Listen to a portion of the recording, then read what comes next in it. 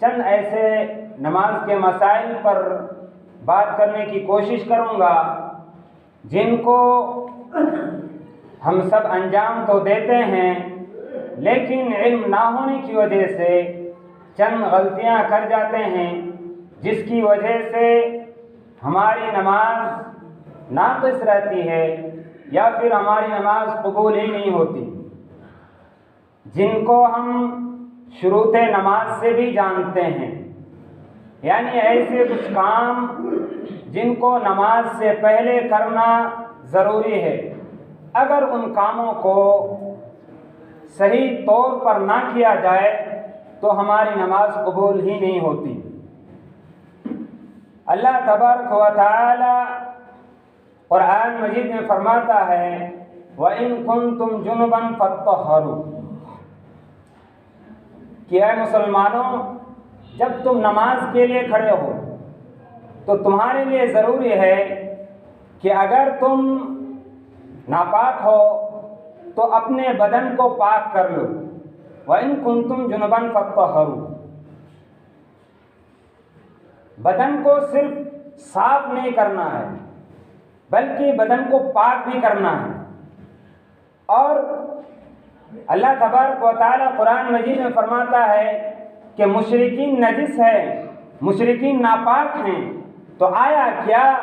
مشرکین ہماری طرح صاف نہیں رہتے؟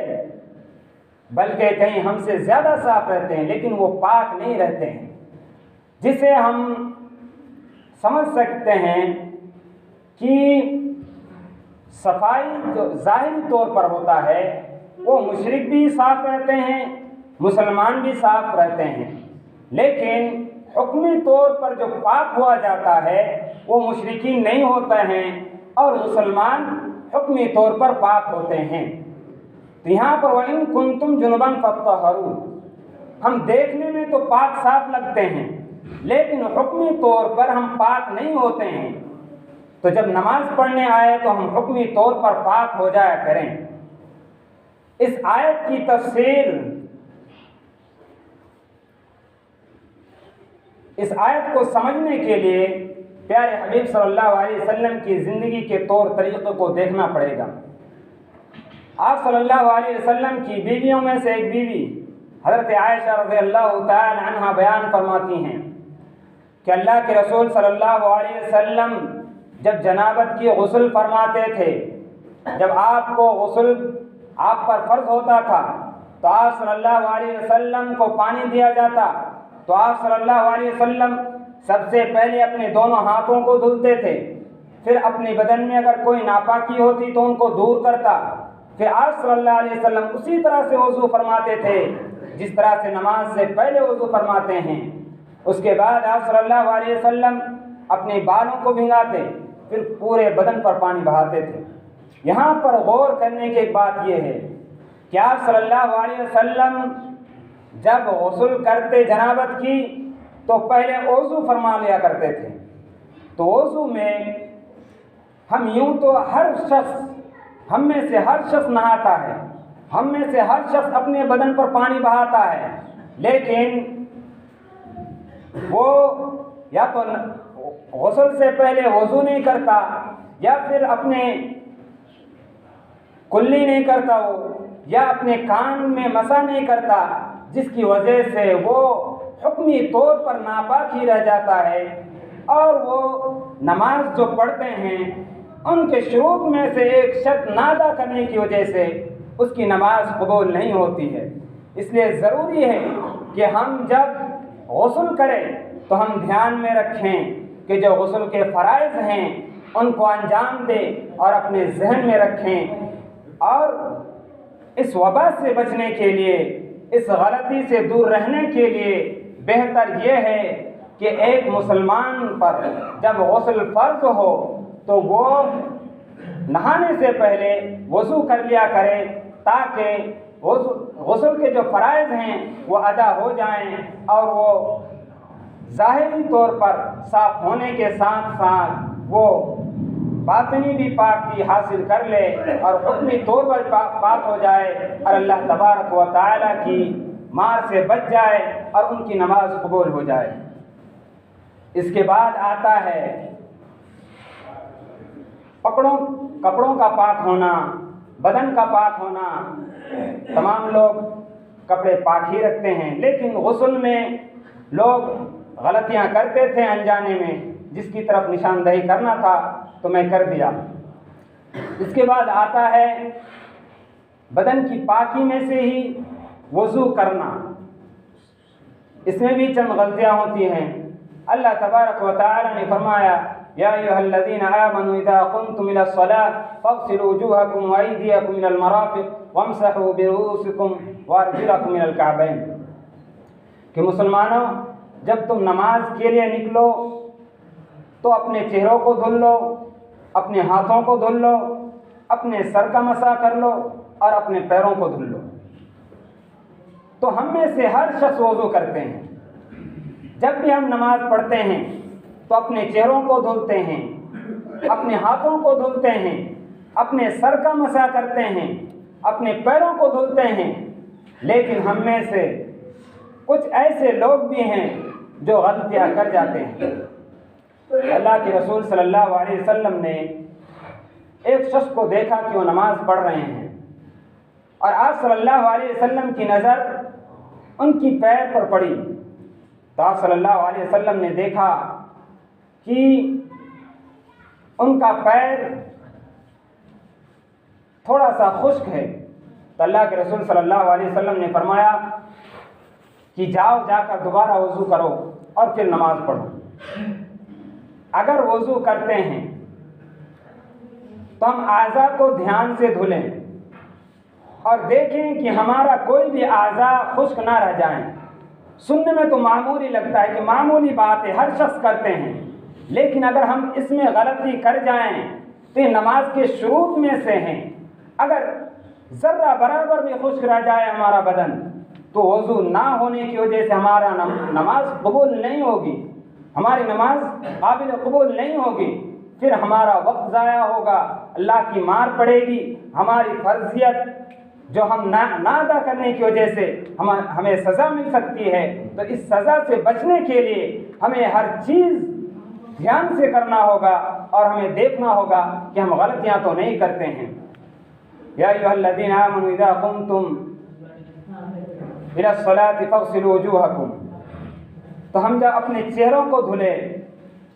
تو اکثر لوگوں کو دیکھا جاتا ہے کہ جب وہ چہرے دھلتے ہیں تو جلدی کے مارے بس چہرے کے اس حصے کو دھل لیتے ہیں، لیکن ان کا جو یہ حصہ رہتا ہے کان کے برابر یہ خشک رہ جاتا ہے۔ اور علماء کرام بیان فرماتے ہیں اس آیت کی تفسیر میں کہ ہر شخص کو ان کا چہرہ ایک کان کے لو سے دوسرے کان کے لو تک دھلنا ضروری ہے۔ اگر ان کے درمیان ذرہ برابر بھی خشک رہ جاتا ہے تو ان کی وضو مکمل نہیں ہوتی ہے۔ تو اس کان سے لے کر اس کان تک ان کا دھلنا ضروری ہے۔ اور پھر ان کی پیشانی بھی اکثر لوگوں کا یہ ہوتا ہے کہ یہاں سے خالی رہ جاتا ہے اتنا، اگر یہ خالی رہ جائے تو ان کی وضو بھی مکمل نہیں ہوتی ہے، اس لیے یہ دھیان میں رکھنے کی ضرورت ہے۔ اور جب ہاتھ دھلنے کی باری آتی ہے تو ہم میں سے اکثر لوگ یہ غلطی کرتے ہیں کہ کوہنیوں تک دھلتے ہیں۔ رب تعالیٰ کہتا ہے کہ کوہنیوں سمیت دھلا کرو، اور حضرت عثمان رضی اللہ تعالی عنہ نے تو پورا ترتیب وار ایک حدیث میں بیان کیا ہے کہ کس طرح سے ہاتھوں کو دھلا جائے، کس طرح سے چہروں کو دھلا جائے، کس طرح سے سر کا مسح کیا جائے، کس طرح سے پیر کو دھلا جائے۔ حضرت عثمان رضی اللہ تعالی عنہ فرماتے ہیں، ان کے غلام تھے، وہ کہتے ہیں کہ حضرت عثمان رضی اللہ تعالی عنہ نے جب وضو کیا تو اپنے ہاتھوں کو کوہنیوں سمیت دھلا، نہ کہ یہاں تک دھلا، بلکہ حضرت عثمان رضی اللہ تعالی عنہ نے اپنے ہاتھوں کو یہاں تک دھلا۔ اگر آپ کوہنیوں کو صحیح سے نہیں بھگاتے ہیں، وہاں تک پانی نہیں پہنچاتے ہیں تو آپ کی وضو قابل قبول نہیں ہے۔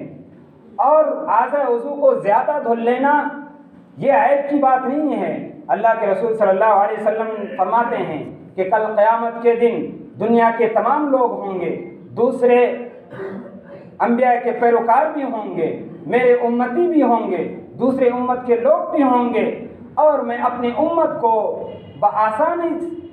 پہچان لوں گا صحابہ کرام نے فرمایا کہ اللہ کے رسول صلی اللہ علیہ وسلم دوسرے لوگ بھی ہوں گے، دوسرے امتی ہوں گے، ہم بھی ہوں گے، آپ کیسے پہچان لیں گے؟ اللہ کے رسول صلی اللہ علیہ وسلم نے فرمایا میری امتی کے تمام عضو کے اعضاء چمکیں گے، بظاہر دیکھنے میں چمک رہے ہوں گے، اس کی وجہ سے میں پہچان لوں گا۔ شرط کی بات ہے کہ اعضاء عضو کو زیادہ دھلیں، آپ کے لیے یہ شرط کا مقام ہے کہ آپ کے وہ اعضاء کل قیامت کے دن چمکیں گے اور اس سے آپ پہچانے جائیں گے۔ اسی طرح نماز کے جو شروط میں سے ہیں وہ سطر کا چھپانا ہے۔ میں ہر شروط کو بیان نہیں کر رہا ہوں کیونکہ جس میں عام طور پر غلطیاں پائی جا رہی ہیں میں ان شروط کو بیان کرنے کی کوشش کر رہا ہوں۔ تو نماز کی شروط میں سے سطر کا چھپانا ہے۔ اللہ کے رسول صلی اللہ علیہ وسلم ایک صحابی کو دیکھا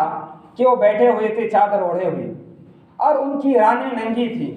اللہ کے رسول صلی اللہ علیہ وسلم کا جب اس کے سامنے سے گزر ہوا تو اللہ کے رسول نے فرمایا کہ صحابی تم اپنی رانوں کو ڈھانپ لو کیونکہ یہ سطر میں سے آتا ہے۔ تو آج کل جب ہمارے نوجوان فیشن کے دور میں جی رہے ہیں تو وہ اپنے ایسے جینس پہنتے ہیں جن کا ان کے رانوں سے کٹا ہوتا ہے یا ان کے دھاگے نکالے ہوتے ہیں۔ اگر آپ ایسے جینس پہنتے ہیں تو آپ کی نماز قبول نہیں ہوگی، کیونکہ شروط میں سے ہے کہ آپ کا سطر چھپنا چاہیے، اور مرد کا سطر ہوتا ہے ناف سے لے کر گھٹنوں تک۔ اگر یہ درمیان یہ جگہ اگر آپ کا کھلا رہ جائے یا کھل جائے کسی وجہ سے تو آپ کی نماز قبول نہیں ہوگی۔ اس کو ڈھانپنا ضروری ہے ہر حال میں۔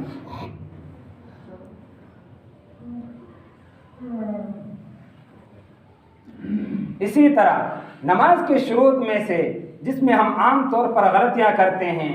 وہ نیت کا مسئلہ ہے۔ بعض علماء کرام اس کو فرائض میں شمار کرتے ہیں، بعض علماء کرام اسے شرائط میں شمار کرتے ہیں، لیکن اس سے کوئی فرق نہیں پڑتا۔ شرائط کوئی بھی کام کر رہے ہیں اس سے پہلے جو کام کیا جائے اور وہ ضروری ہے اس کو شرائط کہا جاتا ہے۔ مثال کے طور پر اگر آپ کسی کلاس میں ایڈمیشن لینا چاہتے ہیں تو اس سے پہلے جو کلاس آپ نے مکمل کیا ہے اس کے ڈاکومنٹس جو ہیں وہ جمع کرنے ہوں گے، تب اگلی کلاس میں آپ ایڈمیشن لے سکتے ہیں۔ یہ شرط میں سے ہیں، اگر ڈاکومنٹس جمع کریں گے تو آپ کا ایڈمیشن ہوگا۔ نماز کی شروط میں سے سطر کا چھپانا، اگر آپ سطر چھپائیں گے تو آپ کی نماز قبول ہوگی، آپ نماز پڑھ پائیں گے۔ اسی طرح اور فرائض وہ ہیں کہ آپ ایڈمیشن لینے کے بعد اس کلاس میں اگر ایگزام دیں گے تو آپ اس کلاس کو پاس کر پائیں گے، اگر نہیں ایگزام دیں گے تو آپ پاس نہیں کر پائیں گے۔ تو اگر آپ نماز کے شرائط میں سے لیں نیت کو یا فرائض میں سے لیں کوئی فرق نہیں پڑتا، آپ کو سرٹیفکیٹ جمع کرنا پڑے گا، آپ کو ایگزام دینا پڑے گا۔ اسی طرح آپ کو نماز سے پہلے اگر شمار کرتے ہیں تو نیت کرنی پڑیں گی، نماز میں اگر شمار کرتے ہیں تو بھی آپ کو نیت کرنا پڑے گا، ہر حال میں ضروری ہے۔ تو اس سے کوئی فرق نہیں پڑتا۔ انما الاعمال بالنیات کہ اگر آپ کوئی بھی عمل کر رہے ہیں تو آپ کی نیت کے مطابق، کیونکہ رب تعالی دل کے بھید کا جاننے والا ہے، رب تعالی جانتا ہے کہ آپ کس مقصد سے یہ عمل کر رہے ہیں۔ تو جب بھی آپ نماز پڑھتے ہیں تو نماز میں نیت کرنے کا مطلب یہ ہے کہ آپ کون سی نماز پڑھ رہے ہیں، آپ کتنی رکعت نماز پڑھنے جا رہے ہیں، آپ کس کے لیے نماز پڑھ رہے ہیں، آپ کے ان تمام چیزوں کا دل میں ارادہ ہونا ضروری ہے۔ اگر دل میں ارادہ نہیں کرتے ہیں، اگر ان چیزوں کی نیت نہیں کرتے ہیں تو آپ کا نماز قابل قبول ہی نہیں ہے۔ کئی مرتبہ ایسے دیکھا گیا کہ امام صاحب نماز پڑھاتے ہیں، بڑا مجمع ہے، علماء کرام ہے، سلام کرنے کے بعد اعلان کیا جاتا ہے کہ پھر سے اس نماز کو ادا کیا جائے گا، کیونکہ یہاں امام صاحب سے بھول ہوئی، کیونکہ وہ ارادہ کرنا بھول گئے، نیت کرنا بھول گئے کہ یہ کون سی نماز ہے۔ ان کو مشتبہ ہو گیا، ان کو اشتباہ ہو گیا، ان کو شک ہو گیا کہ کون سی نماز ہے۔ تو یہاں نیت کی بہت ہی اہمیت ہے۔ ہم میں سے شاید اکثر لوگ نیت نہ کرتے ہوں، یا علم نہ ہونے کی وجہ سے، یا جان بوجھ کر، یا کوتاہی سے۔ تو نیت کرنا ضروری ہے. اگر نیت نہیں کرتے ہیں تو ہماری نماز قابل قبول نہیں ہے، ہمارے اعمال قبول نہیں کیے